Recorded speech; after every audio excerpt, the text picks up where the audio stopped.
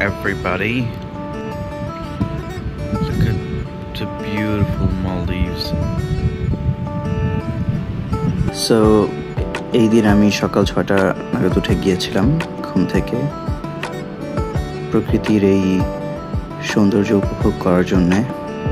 তারপর আমরা ব্রেকফাস্টে গেলাম অ্যারাউন্ড 8 সামথিং। খুব মজার ব্রেকফাস্ট ছিল অ্যান্ড কিছু ফটোশ্যুট করছিলাম। তারপর সারাদিন আইল্যান্ড ঘোরাঘুরি অ্যান্ড চিল করতে করতে টাইম পাস হয়ে গিয়েছে।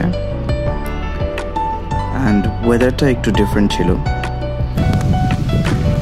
আমরা যখন সামনে যাচ্ছিলাম বেসিকলি অনেক মেঘলা হয়ে গিয়েছিল, পুরো আকাশ কালো হয়ে গিয়েছিল অ্যাকচুয়ালি।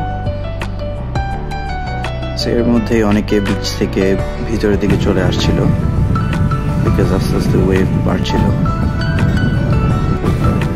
অ্যান্ড আমরাও একটু পানির কাছে গিয়ে পা ভেজাচ্ছিলাম। বাতাস দেখলেই বুঝতে পারবেন। দেন কিছু ঘোরাঘুরির পর সন্ধ্যা হয়ে গেল আমাদের রুমে। একটু রেস্ট নেওয়ার পর সানসেটটা দেখলাম, খুবই ভালো লাগছিল। এই জায়গায় না গেলে বোঝা যায় না প্রকৃতির সৌন্দর্য, মনটা ভরে যায় এই ধরনের সমুদ্রের আশেপাশে যখন থাকা হয়। দেন রাতে ডিনার সেরে কিছুক্ষণ আবার চিল। তারপর আমাদের ওয়াটার ভিলার সামনেই একটা পিকক কালার ফিশ দেখতে পেলাম, মানে একটা টার্টল। অনেকক্ষণ ঘোরাঘুরি করছিল আমাদের এখানে।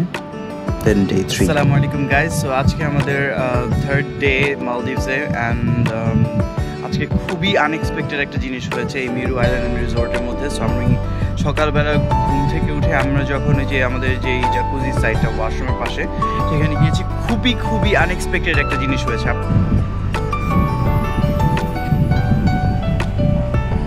সো আমি সকালে ঘুম থেকে উঠে এই যে ওয়াশরুমে আসলাম ফ্রেশ হয়ে। আমি ভাবলাম যে জাকুজির সামনের এই গেটটা যে আছে এটা খুলে দেখি কি অবস্থা। তো আমি যখনই গেটটা খুললাম তখন হঠাৎ করে দেখতে পাই আমাদের যে এখানে নিচে স্টেয়ার্সটা থাকে, এই যে এই জায়গাটা, এখানে গতকালকে একটা স্টেয়ার্স ছিল পানি পর্যন্ত। আমরা এখানে যে বসেছিলাম ছবি তুলেছিলাম, তো স্টেয়ার্সটা মিসিং।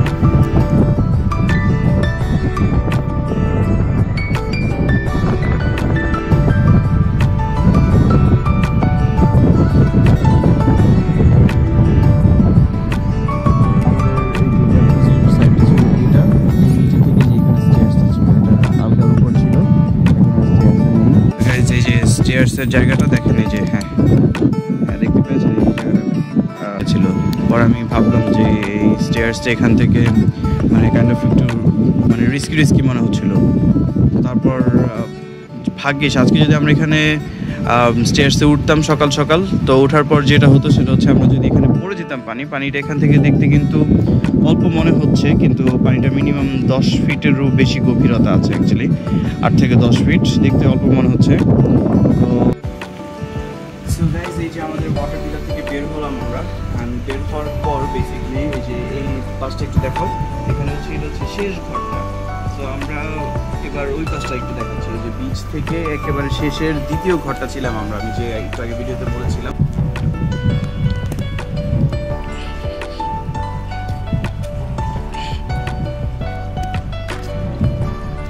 গাইজ এখন এই যে রুম থেকে ব্রেকফাস্ট করতে চলে আসলাম আমি। আমাদের এই যে রেস্টুরেন্টটা আমাদের ওয়াটার ভিলার পাশেই ছিল। সো এই জায়গাটা যে আপনাদেরকে দেখাচ্ছি। অ্যান্ড হচ্ছে কিছু ক্লিপ দিয়েছি যা সেগুলো দেখিয়েছি। সো এখন বাজতেছে হচ্ছে সকাল 7:24।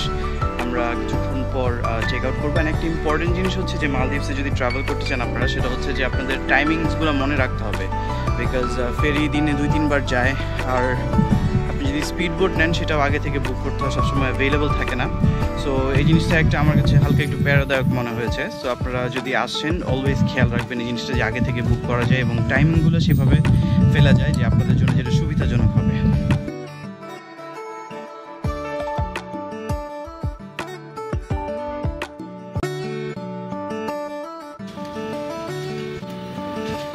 গাইজ এই জায়গাটার মধ্যে সামনে একটা সুন্দর এক্সটেনশন আছে, এই জায়গা থেকে বিচের ডিরেক্টলি বসা যায় বিচ সাইড।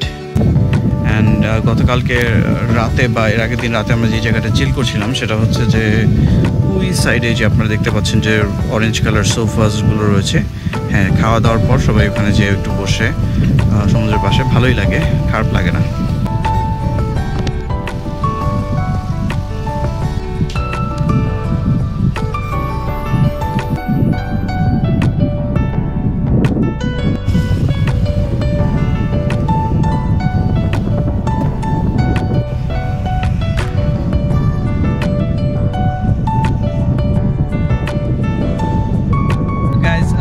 ব্রেকফাস্ট শেষে এখন আমরা রুমে যাচ্ছি। সো সব কিছু প্যাক ট্যাক করে আমরা চেক আউট করবো, তারপর আমরা মাফুসিতে যাব। গাইজ আমরা বের হয়ে গিয়েছি রুম থেকে, অলরেডি লাগেজ বের করে দিয়ে এখন আমরা চেক আউটে যাচ্ছি। সো রিসেপশনে যে যা বিল থাকবে ওগুলো ক্লিয়ার করে দিব। আপনাদেরকে মাফুসির জার্নিটা দেখাবো, আমাদের সাথেই থাকবেন।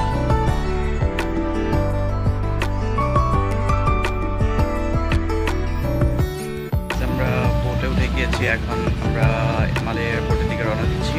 45 মিনিটস টু 1 আওয়ার লাগবে, তারপর হচ্ছে আমরা মাফুসি জার্নিতে যাব।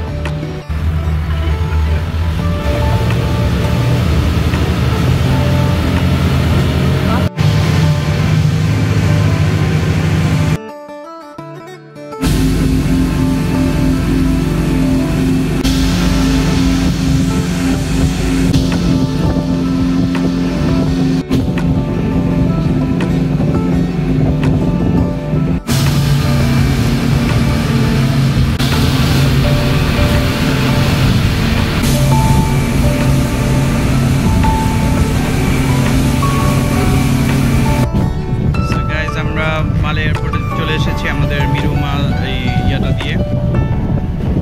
সো গাইজ আমরা এখন এয়ারপোর্টের দিকে যাচ্ছি। ওয়েভ দেখতেই পাচ্ছেন কিরকম ওয়েভ আসতেছে।